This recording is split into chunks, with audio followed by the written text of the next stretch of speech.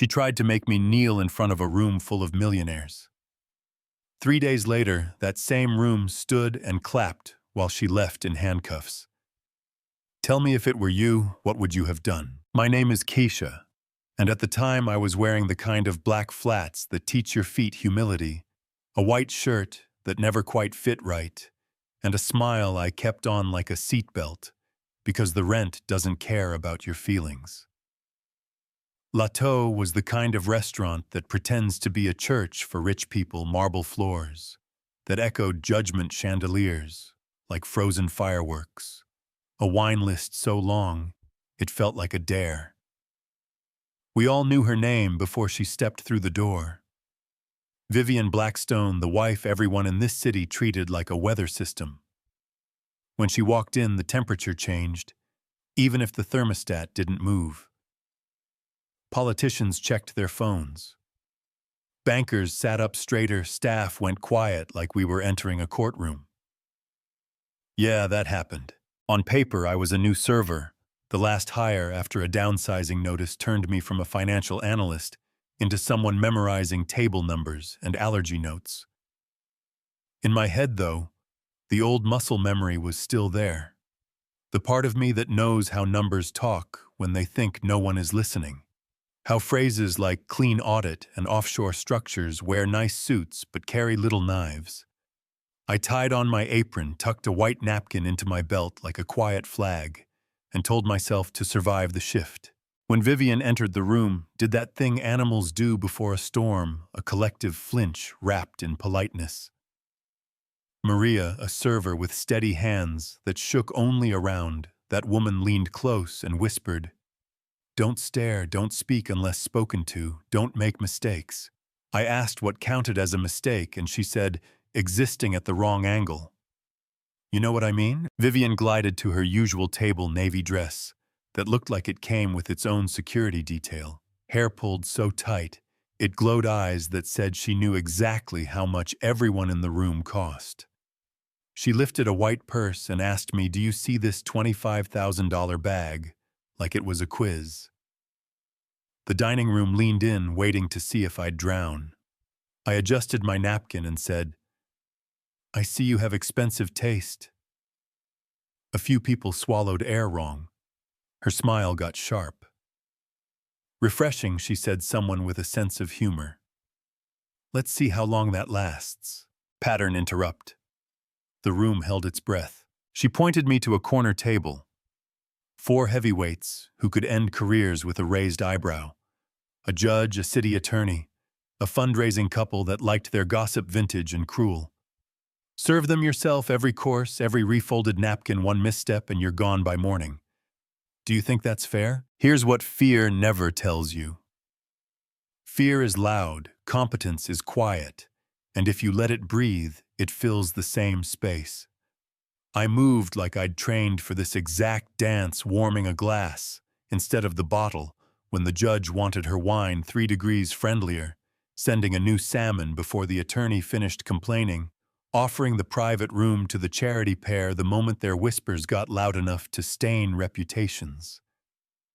I kept my hands moving and my ears open because invisibility has its perks when the powerful forget you have a brain. At the bar, Vivian's husband Harrison leaned toward a thin man with nervous eyes and said the kind of sentence that makes old instincts sit up once the audit comes back clean. "Next Friday, we move 200 million doesn't relocate itself, but offshore structures can work miracles if no one's looking." The words were casual, the way people talk when they're used to getting away with things. I refilled a water glass and tucked the timeline behind my ribs. And then there was the bracelet, that diamond pattern flashing like a firefly, Morse code, distinctive, almost smug. I'd seen it, I was sure, but where it tapped at the edge of my memory all night, like a neighbor at midnight. By closing time, I knew it would keep tapping until I opened the door. When the corner table left with that heavy, satisfied silence wealthy people wear after a meal designed to remind them they're important. Vivian called me over. "Competent," she said, like it burned her tongue. "Thorough work."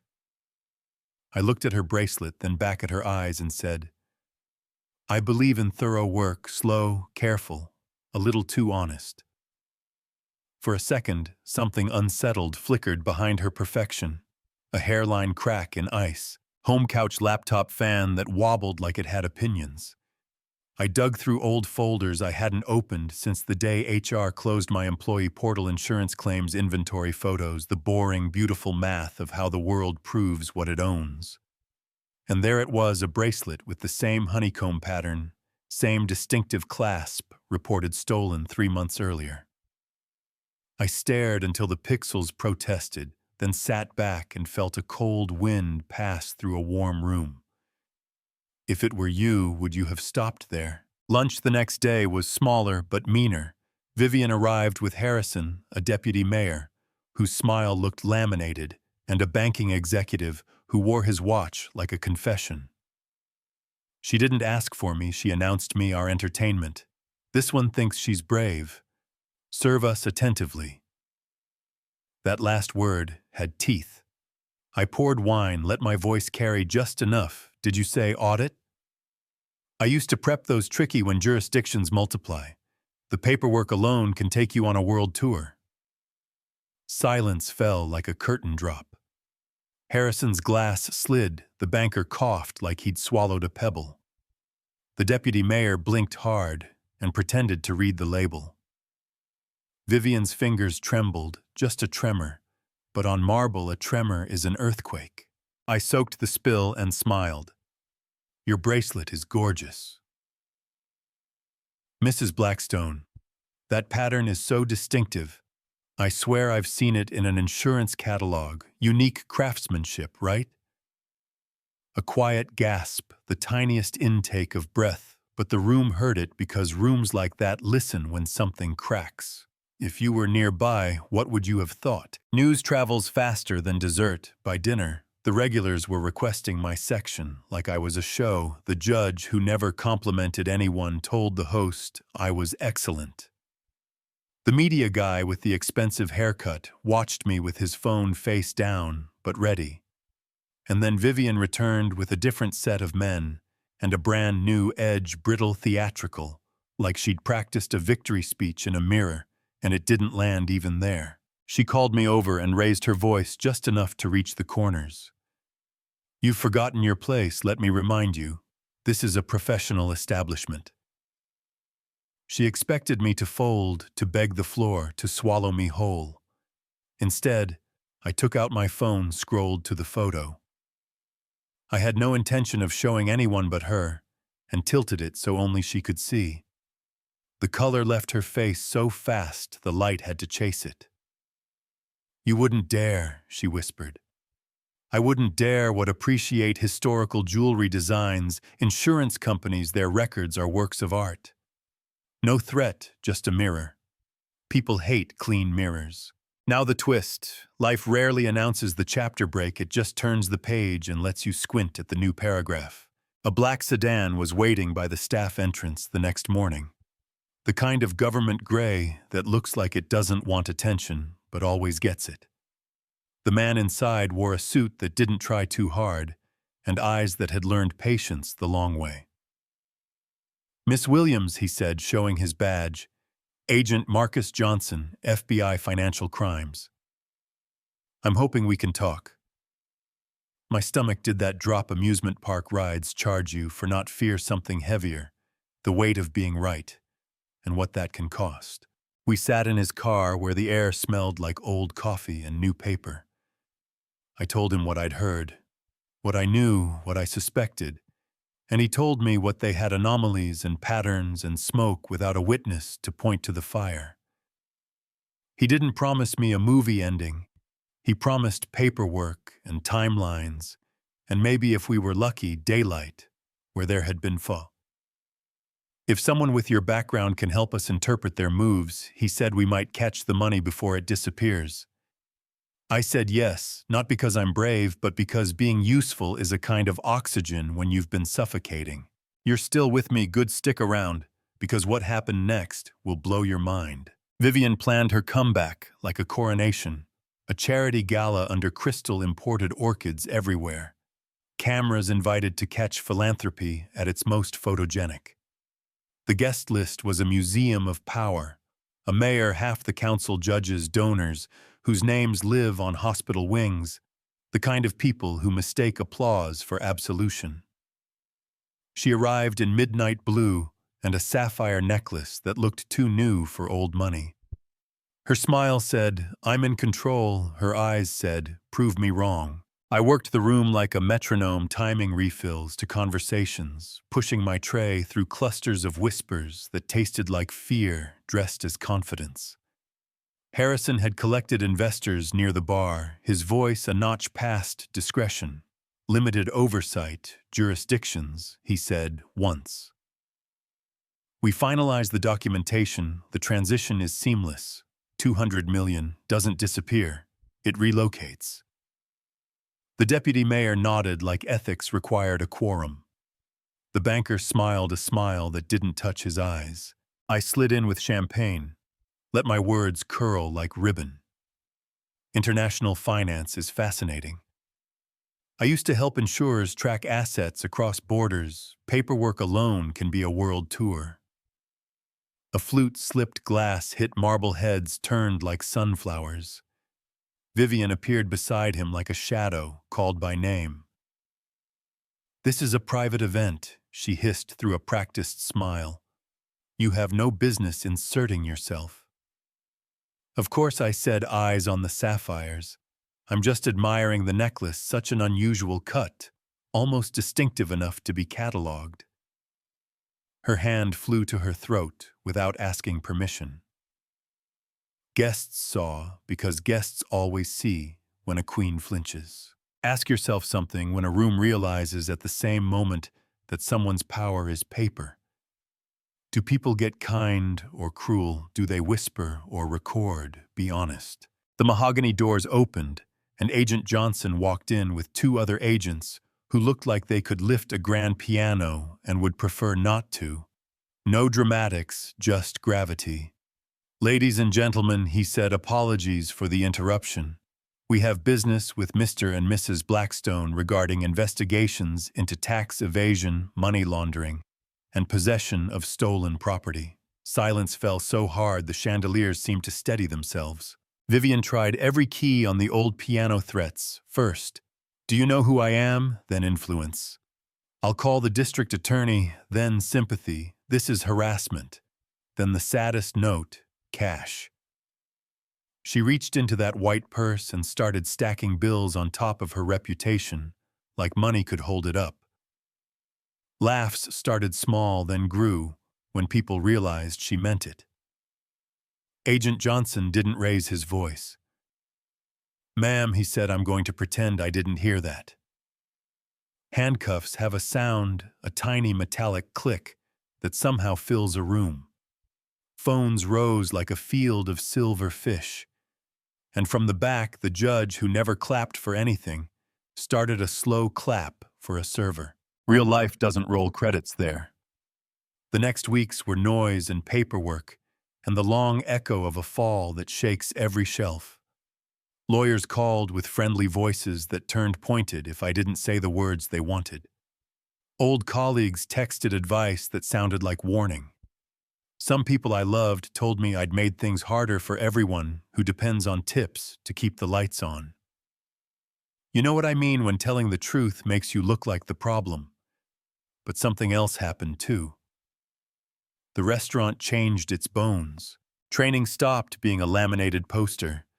It became a language we spoke and a promise we kept. We added a hotline that didn't route through anyone in the building. If someone crossed the line, your voice jumped over managers and straight into a place where silence wasn't an option. House rules got teeth. Customers learned that generosity with a tip doesn't buy a license to be cruel. And me, the government cut a whistleblower check that would have rewritten my life, even if I never spent a cent. But I did spend some, not on a car or a trip on a scholarship fund, for service workers who want out or want up compliance courses, accounting certificates, hospitality programs that teach both warmth and spine. Every application felt like a small rebellion written in first person. 3 months after the gala, the brass plate on my door read, Director of Ethics and Compliance. It didn't feel like a victory lap, it felt like a responsibility, the good kind, the kind that makes your back straighter without making your neck stiff.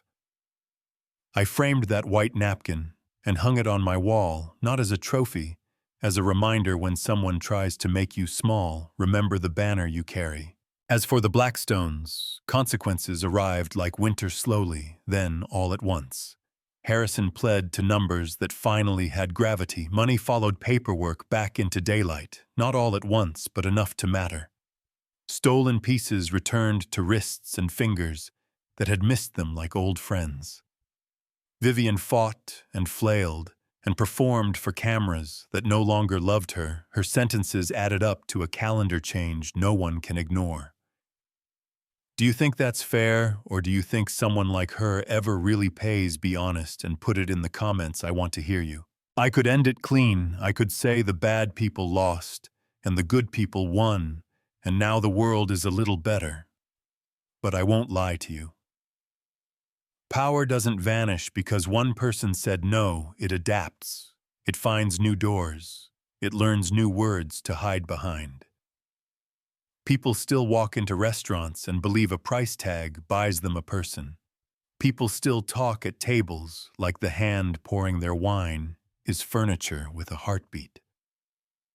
So here's the question that keeps me honest at 2 a.m. when a system rewards cruelty and calls it standards.